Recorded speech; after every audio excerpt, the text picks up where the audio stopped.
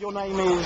Terril Park. Okay, and you used to be a Scientologist who worked inside the London Org? That's right, I even used to be the executive director there. Okay. Very, very briefly though. Alright. How long were you in the Church of Scientology for? Around about 25 years. Right. What initially got you into Scientology? It was a very unusual way, and the guy who sat on the floor was a Scientologist, and I didn't meet him until much later. Sure. But the girl who I used to be friends with told me he was a Scientologist, and I asked her what it was about. And it sounded interesting, so I pumped in for lots of information. Okay. Then came down to the Org before I moved here, bought a book, and that was it. Okay. Yeah. And, I mean, did you do one of their free tests initially, or did you just buy the book and think, actually, this is kind of makes a bit of sense to me, I might sort of find out a bit more? Yeah, I bought the book, and it made sense to me, and I wanted to find out more. Okay. How long after sort of buying the book did it take before you started to actually work in the Org? Oh, that was many years. I bought the book, I first went to the Org to buy a book in about 1965, roughly. Okay. Maybe 1966. And I went to work in the Org. I did a lot of study before that, but I went to work in the Org at about... I was actually on study doing an internship for auditing new era Dynetics, and from there I was recruited to staff. Yeah. That was in about 1979, and I worked here from 1979 till 82. Okay. Did you get paid at all while you worked here, or was it all About £5 a week. £5 a week? Yes. I see. What, obviously, you're now a Freezoner. Yeah.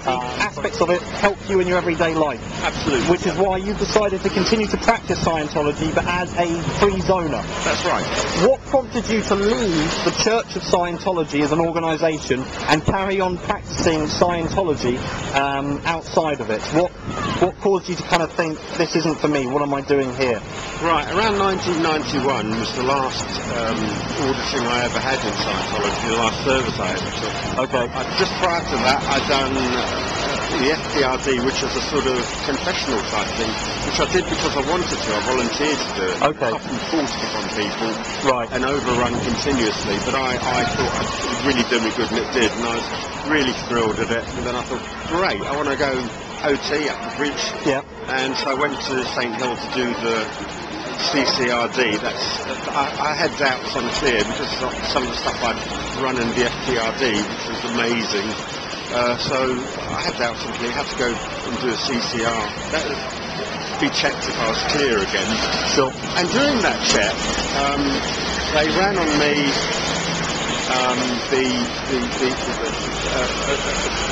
sort of set check to see if I was someone who was actually entitled to be in the Church of Scientology. It's a list of all the possible people who shouldn't be, like someone who works in military intelligence, or knows someone in military intelligence, works in the papers, has ever sued the church, blah, blah, blah, blah. So basically someone who could be a spy or a disruptive element once they get high up. Okay. And I've been in the church for 25 years, and they were asking me this, and my jaw dropped on the floor. Yeah, and obviously I couldn't understand it. Why they would think that. And anyway, I passed that. I was asked why it was being done. The next thing they did is what's called a PDH check. That's pain, drug, hypnosis. Okay. They're paranoid about psychiatry, psychologists, and people being brainwashed to infiltrate them. Yeah. Now, when I was 3 years old, I was born in America. When I was 3 years old, I saw a child psychologist because I was very lively and very naughty. Okay. You always get asked this sort of thing, have you ever seen a psychiatrist if you're a psychologist? Well, when I was 3 years old, blah, blah. So they looked at that, no big deal, nothing there to talk about. So anyway, just after they checked if I was someone who shouldn't be allowed in the church at all, they then say, well, we need to look again at this time you saw a psychiatrist. Right, when you're 3 years old, yeah? Okay. But, you know, it's already been looked at and handled, no big deal, nothing to handle. Yeah. And then the auditor said, well, you may have been given pain, drug, hypnosis, and can't remember. So there they were, quite seriously asking if I had pain, drug, hypnosis, like Korean War veterans allegedly got brainwashed by Chinese. Yeah. And this was with my mum being there. Okay. So I thought, my God, there's no way that I could ever get service at this place again, because maybe other people will do all right, but if I come back there again, they're just going to check me and do all sorts of stupid nonsense as I'm doing now. So I never went back. Okay. And then about 8 years later, I got a computer, and then looked on the net for Scientology, and I was absolutely shocked at the horror stories I read, because I've lived a charmed life. I never had any problems in the church while I was there. Okay, well, I'm pleased to hear that. Now that you've been out and in the sort of practicing Scientology through Freezone, you must obviously met a lot of ex-members as well, I'd assume. I have, yes. I mean, obviously you yourself say that you didn't witness a lot of the abuse that's reported worldwide, but I assume some of these other guys have seen this, have had the sort of disconnection policy implemented, have had the feds seen the abuses that we are accusing them of. Yes, well, you can read all about them on the internet. Yes. But about just under 2 years ago, I went on a trip to America. Okay. Touring around, seeing all the Freezone people I've known on the net. Okay. And I've never met. I've met some of them and met a lot more that I didn't even know on the net. Okay. And quite a few of them have had sort of rather horrific stories. And some of them are, it's hard to find any rational explanation for them. Yeah. For example, there's a guy called Trey Lotz I met.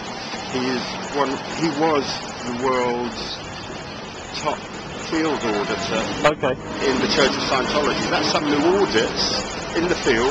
He's about as high trained as you get.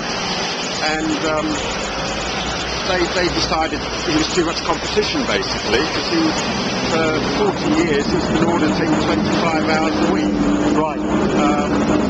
And he has to charge the same rates the church charges. Yes. Which is, I don't know, quite a lot of money.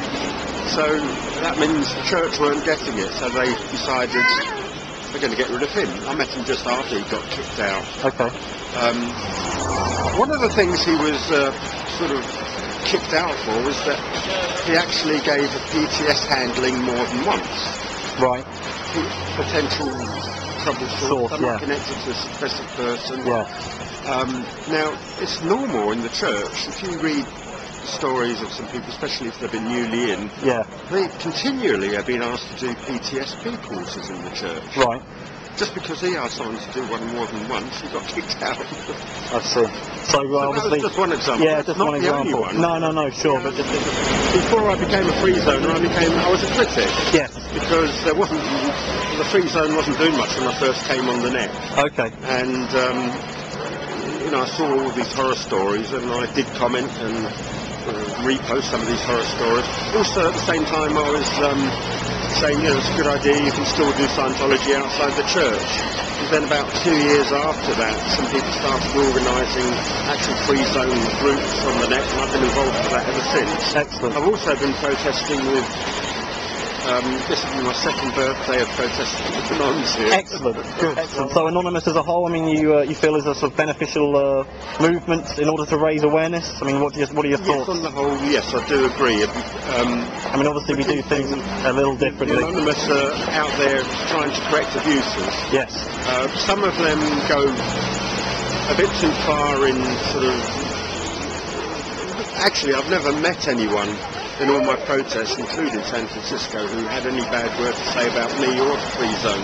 But, on the whole, I'm totally for them. That's why I protest with them. Excellent. They're a bunch of people, like you get a bunch of Scientologists, they have arguments among themselves just as much. Yeah, okay. Brilliant. Different issues, usually. Yes, no, I'm sure. All right, brilliant. Well, just one other thing. I mean, obviously you've been practicing Scientology and working your way up the bridge since you've left and since you've joined the Freezoner. You are now OT3. I understand. And obviously, just for the record, because the Church of Scientology, Tommy Davis, continues to deny this outright, the Xenu story is what you get told at OT3, but obviously you yourself don't believe that to be fact, but take it for something perhaps a little bit more metaphorically. Exactly. As it happens, I take it metaphorically, but I don't think that's the case for all people who've done it. Most of the people I've spoken to tend to be more on the liberal side of things. They don't take it literally either. Yeah. But what I've commented before on the net is, you've got the instructions. I did what it says on the can and it worked. Excellent. Well, if it works for you, and you know, at the end of the day, But I don't believe this is Zenith. no. Okay. Well, that's very reassuring to know. All right, mate. That's brilliant. Thank you very much.